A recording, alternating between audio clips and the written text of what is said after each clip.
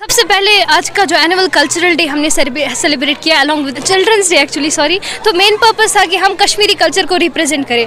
तो जैसे अमीर खुसरो है, उन्होंने फरमाया है कि जब उन्होंने कश्मीर की खूबसूरती को देखा, उन्होंने फरमाया कि अगर फिरदौस बर्रोए ज़मी अस्त हमी अस्तो हमी अस्तो हमी अस्त, यानी कि अगर दुनिया में कहीं पे जन्नत है इस दुनिया में तो वो कश्मीर में ही है, यानी कि यहीं पे है। तो ऑलरेडी हमारी कश्मीर की ब्यूटी को बहुत ज़्यादा तारीफ़ किया जाता है बहुत सारे गानों में, बहुत सारी मूवीज़ में एक्चुअली। तो इस चीज़ को रिप्रेजेंट करना, समझना हमारे लिए बहुत ज़्यादा ज़रूरी है। इफ़ वी सी कि कश्मीर के बाहर जो लोग हैं उनको कश्मीर के कल्चर की बहुत ज़्यादा वैल्यू है, इवन मोर देन अस। तो अब ये चीज़ रिक्रिएट करने के लिए, कश्मीरी कल्चर को रिवाइव करने के लिए, इन्वाइव करने के लिए फिर से हमने ये कल्चरल डे सेलिब्रेट किया and all of us give our best. सबने अपनी बेस्ट दी, जो हमारे जॉब्स असाइन थे वो भी हमने कंप्लीट किया और बहुत सारे एक्स्ट्रा टास्क भी किए और बहुत मज़ा भी आया हम सब। एग्जैक्टली देखिए, अगर हम देखें कि बहुत सारे बाहर की कंट्रीज़ में जैसे जापान वापान है, तो वहाँ पे क्या है, उनका एक सेटअप होता है कि वो चप्पल बाहर निकाल के घर के अंदर जाते हैं। तो हमारे कश्मीर में भी ये कल्चर है, बट इंडिया बाहर, कश्मीर से बाहर ये अक्सर नहीं मनाया जाता। तो अगर हम देखें आजकल जो डेवलप्ड कंट्रीज़ है जैसे जापान, चाइना, इन सब ने अपने कल्चर पे ज़्यादा फोकस किया है। कोरिया जो है बहुत ज़्यादा फेमस कंट्री ऑफ कोर्स, उनमें से मोस्ट पीपल को इंग्लिश नहीं आती है, उन्हें बस कोरियन आती है। तो उन्होंने अपने कल्चर को ज़्यादा इंपॉर्टेंस दी है और इसी वजह से वो डेवलप भी हुए हैं। तो इन चीज़ों को प्रिजर्व करने की डेफिनेटली ज़रूरत है अपने घरों में। अगर हम पहले घर से, चैरिटी बिगिंस एट होम, पहले घर से स्टार्ट करेंगे तो ही हम बाकी जगह पे इस चीज़ को स्प्रेड कर पाएंगे। बहुत कुछ था ऐसे, मतलब जो मैंने कभी देखा नहीं था लिटरली। हमने कश्मीरी चीज़ों जैसे खराव था, मुझे सच में पता नहीं था अभी तक खराव कुछ होता है। चप्पल लगाई जाती थी वुड की एंड वुड के वो मैट्स बनाए जाते थे एंड वुडन हाउसेस कैसे हुआ करते थे, घर कैसे बनाए जाते थे, उनका भी एक सिंपल सा हमने सेटअप, एक रेप्लिका हमने बनाया था। बहुत ज़्यादा अच्छा था, बहुत ज़्यादा क्रिएटिव था। इंसान की जो एक बच्चे की क्रिएटिविटी होती है, प्रोडक्टिविटी होती है, टैलेंट होता है, वो इन चीज़ों से, इन प्रोग्राम से बाहर आ जाता है। तो आज हमने बहुत कुछ एक्सपीरियंस किया, नई नई चीज़ें। ये बात एक होती है कि स्कूल्स जो है इनको सिर्फ स्टडीज़ पे फोकस नहीं करना होता है, को करिकुलर एक्टिविटीज़ होती है जिन पे स्कूल्स को फोकस करने की ज़रूरत है। और ऐसे ही को करिकुलर एक्टिविटीज़ में मोनाक सेकेंडरी स्कूल हंदवारा बहुत ज़्यादा इंगेज करता है। तो जैसे आज भी एक को करिकुलर एक्टिविटी हुई थी।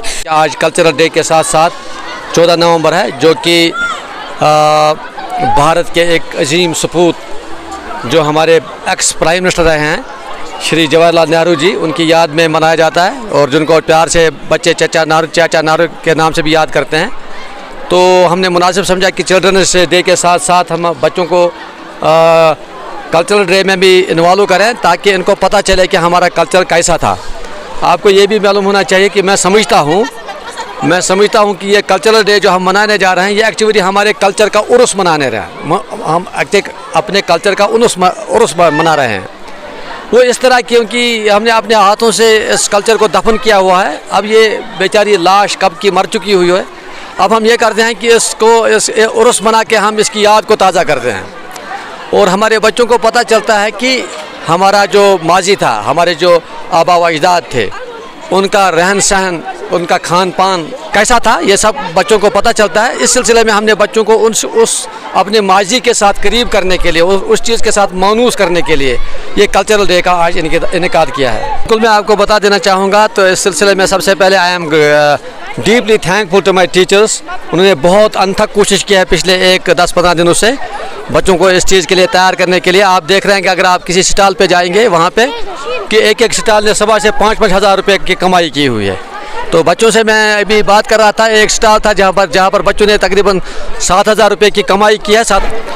तो एक इस तरह का एक मैसेज दी जाती है बच्चों को कि आगे जाकर सिर्फ आपको गवर्नमेंट जॉब के लिए तगदौ नहीं करनी है, बल्कि गवर्नमेंट जॉब से निकलकर भी बाहर की दुनिया में आप अपने रिज़्क़ को तलाश कर सकते हैं। आप अगर एंटरप्रेन्योर बने तो एंटरप्रेन्योर बन के न सिर्फ आप अपने लिए कमा सकते हैं, बल्कि you can earn for others as well.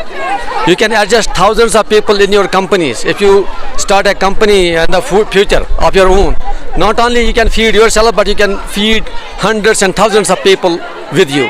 बिल्कुल नहीं था जो नेशनल एजुकेशन पॉलिसी 2020 है, उसमें भी यही हमें एक मैसेज दी गई है कि आप बच्चों को ज़्यादा से ज़्यादा हुनरमंद बनाने की कोशिश करें, उनको टेक्निकली साउंड करें।